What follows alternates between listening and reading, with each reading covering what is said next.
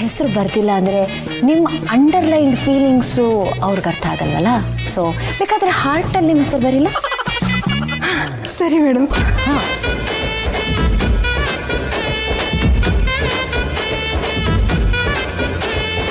ಇದನ್ನು ಅಂಡರ್ಲೈನ್ ಮಾಡ್ಲಾ? ಏನು ಮಾಡಿದ್ರೆ ಚೆನ್ನಾಗಿರುತ್ತೆ? ಮಾಡುತ್ತಾ ಬೇಡವಾ? ಬೇಡ. ಓಕೆ ಮೇಡಮ್, ನೀವು ಬೇಡ ಅಂದರೆ ಬೇಡ ಬಿಡಿ.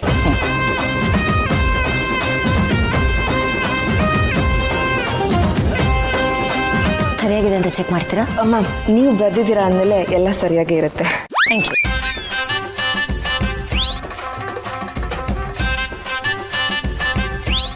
ಮೇಡಮ್, ನಾನು ಇಡೀ ಲೈಫ್ನೇ ನಿಮ್ಮ ಕೈಲಿಟ್ಟಿದ್ದೀನಿ.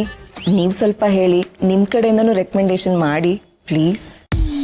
ನೋಡಿ, ನಾನು ಮತ್ತೆ ಹೇಳ್ತಿದ್ದೀನಿ, ಅವ್ರಿಗೆ ತುಂಬ ವಯಸ್ಸಾಗಿದೆ, ಮದುವೆ ಆಗಿರುತ್ತೆ, ಮಕ್ಕಳಿರ್ತಾರೆ. ನಿಮ್ಗಿದೆಲ್ಲ ಬೇಡ. ನಿಮಗಿನ್ನೂ ವಯಸ್ಸಿದೆ, ನಿಮಗೆ ಸಾಕಷ್ಟು ಸ್ಮಾರ್ಟ್ ಆಗಿರೋ ಹುಡುಗರು ಸಿಗ್ತಾರೆ. ಯೋಚನೆ ಮಾಡಿ. ನಾನಾದರೂ ಏನು ಮಾಡಲಿ ಮೇಡಮ್? ಹಾರ್ಟಿಗೆ ರೀಸನ್ನು ಇರಲ್ಲ, ಸೀಸನ್ನು ಇರಲ್ಲ. ಅದಕ್ಕೆ ಪ್ರೀತಿಸೋಕೆ ಮಾತ್ರ ಗೊತ್ತು. ನನಗೆ ಗೊತ್ತಿಲ್ದಂಗೆ ನಾನು ಅವ್ರಿಗೆ ಬಿದೋಗ್ಬಿಟ್ಟಿದ್ದೀನಿ. ಅದಕ್ಕೆ ಏನಾದರೂ ನನಗೆ ಅವರೇ ಬೇಕು. ಹೇಗೋ ಅವರು ಹೆಂಡತಿ ಮಕ್ಳ ಜೊತೆಗಿಲ್ಲ, ಹಂಗಿದ್ಮೇಲೆ ಟೆಕ್ನಿಕಲಿ ಅವ್ರು ಸಿಂಗಲ್ಲೇ ಅಲ್ವಾ, ರೆಡಿ ಟು ಮಿಂಗಲ್ಲೇ ಅಲ್ವಾ. ನನಗೆ ಅವರು ಒಳ್ಳೆ ಜೋಡಿ ಅಲ್ವಾ ಮೇಡಮ್? ಮತ್ತೆ ಪ್ರಪೋಸ್ ಮಾಡೋದ್ರಲ್ಲಿ ತಪ್ಪೇನಿದೆ ಮೇಡಮ್? ನಡೆಯುತ್ತೆ, ನನಗೇನು ಪ್ರಾಬ್ಲಮ್ ಇಲ್ಲ ಮೇಡಮ್. ನಮ್ಮಿಬ್ರನ್ನು ಒಂದ್ ಮಾಡಿ ಪುಣ್ಯ ಕಟ್ಕೊಳ್ಳಿ ಮೇಡಮ್.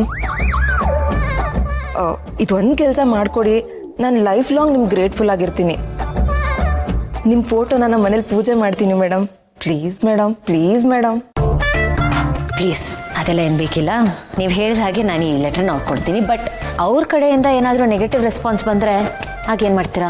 ಮೇಡಮ್ ಬಿಡ್ತು ಅನ್ನಿ, ಹಾಗೆಲ್ಲ ಹೇಳಬೇಡಿ ಮೇಡಮ್. ಅವ್ರಿಲ್ಲ ಅಂದರೆ ನನ್ನ ಜೀವನನೇ ಇಲ್ಲ, ನಾನು ಸತ್ತೋಗ್ಬಿಡ್ತೀನಿ, ನಾನು ಸೂಸೈಡ್ ಮಾಡ್ಕೊಂಡ್ಬಿಡ್ತೀನಿ. ಸುಷ್ಮಾ ಅವರೇ, ಹೀಗೆಲ್ಲ ಹೇಳೋ ಹಾಗಿದ್ರೆ ನಾನು ಈ ಲೆಟರ್ ಕೊಡಲ್ಲ. Sorry madam. ಆಯಿತು, ನಾನು ಸೂಸೈಡ್ ಮಾಡ್ಕೊಳ್ಳಲ್ಲ. ಸರಿ, ಓಕೆ. ಸರಿ madam, thank you. Good night madam. Good night. Sweet dreams.